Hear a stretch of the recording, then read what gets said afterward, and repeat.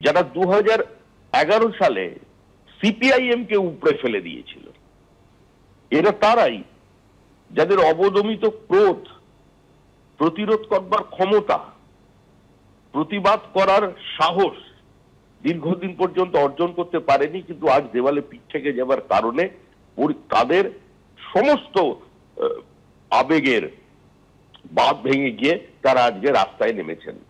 কোন আন্দোলন যখন সমস্ত রাজনৈতিক দলের বিভাজনের ঊর্ধ্বে উঠে একটি নির্দিষ্ট ঘটনাকে কেন্দ্র করে রাষ্ট্রশক্তির বিরুদ্ধে বা কোনো রাজ্যে কোনো সরকারের বিরুদ্ধে তাদের সরকার পরিচালনা, তাদের প্রশাসন, তাদের পুলিশ ব্যবস্থার বিরুদ্ধে নেমে পড়ে, তখন হতাশা এবং আতঙ্ক থেকে তারা এই ধরনের বিবৃতি দেন।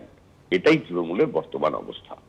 এই 27 তারিখের নবান্ন অভিযান নিয়েই গত 22 তারিখ যখন সুপ্রিম কোর্টে হিয়ারিং হয়েছিল, 22 না 23 তারিখ খুব সম্ভবত, কপিল সিব্বল রাজ্য সরকারের পক্ষ থেকে চেয়েছিলেন এই নবান্ন অভিযানে যাতে সুপ্রিম কোর্ট একটা নিষেধাজ্ঞা জারি করে। সেখানে সুপ্রিম কোর্ট পরিষ্কার বলে দিয়েছিল যে কোন রকম কোনো শান্তিপূর্ণ প্রতিবাদের ওপর আমরা কোন রকম কোনো নিষেধাজ্ঞা জারি করব না, এবং পশ্চিমবঙ্গ সরকারও যেন কোন রকম শান্তিপূর্ণ প্রতিবাদকে গায়ের জোরে থামাতে না যায়। অতএব একদিক থেকে ওরা এই নবান্ন অভিযানকে বেআইনি ইত্যাদি বলে এর প্রচারের দায়িত্ব এরা নিজেরাই নিজেদের কাঁধে নিয়ে নিচ্ছে। অপরদিকে সিপিআইএম পরিষ্কার রাজনৈতিক অবস্থান নেওয়ার পরেও মিথ্যে কথা বলে সিপিআইএম এর নাম জড়িয়ে কুণাল ঘোষ প্রমাণ করছেন যে পৃথিবী এদিক থেকে ওদিক হয়ে যেতে পারে, কিন্তু কুণাল ঘোষই থাকবে, ও মিথ্যেবাদী থাকবে, জীবনে সত্যি কথা বলবে না। ছাত্র সমাজে ব্যানারে ডাকাই নবান্ন অভিযানকে অবৈধ, বেআইনি বলে আক্রমণ করেছে তৃণমূল কংগ্রেস।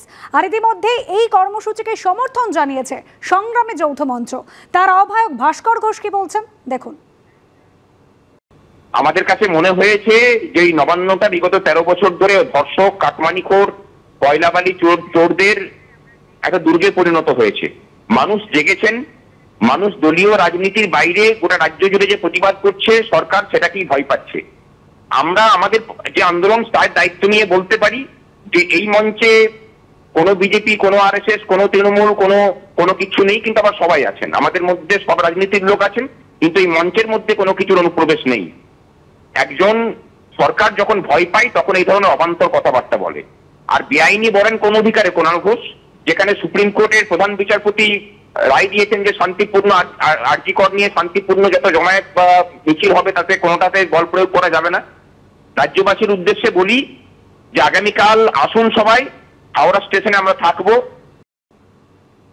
নবান্ন অভিযানের নামে আদতে অশান্তির ছক কষা হচ্ছে। ভিডিও প্রকাশ করে যখন তৃণমূল কংগ্রেস এই দাবি করলো, সেই প্রকাশ করা ভিডিও সূত্রে 2 বিজেপি নেতাকে ইতিমধ্যেই থানায় নিয়ে গেল পুলিশ। খরার পুরসভার বিজেপি কাউন্সিলর সহ 2 নেতাকে নিয়ে ঘাটাল থানায় পৌঁছেছে পুলিশ। আমাদের প্রতিনিধি সোমনাথ দাস রয়েছেন আমাদের সঙ্গে। সোমনাথ, কি কারণে 2 বিজেপি নেতাকে থানায় নিয়ে যাওয়া হয়েছে?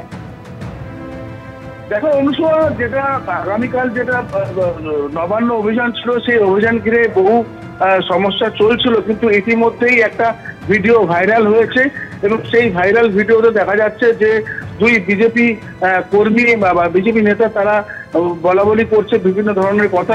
সেই ভিডিও ভাইরাল থেকেই কেন্দ্র করে আজকে সেই 2 নেতাকে আজকে ঘাটাল থানার পুলিশ খড়ার মিউনিসিপ্যালিটি থেকে তাদেরকে নিয়ে যাওয়া হয়েছে এবং তাদেরকে নিয়ে গিয়ে জিজ্ঞাসাবাদ করছে বলে জানিয়েছে।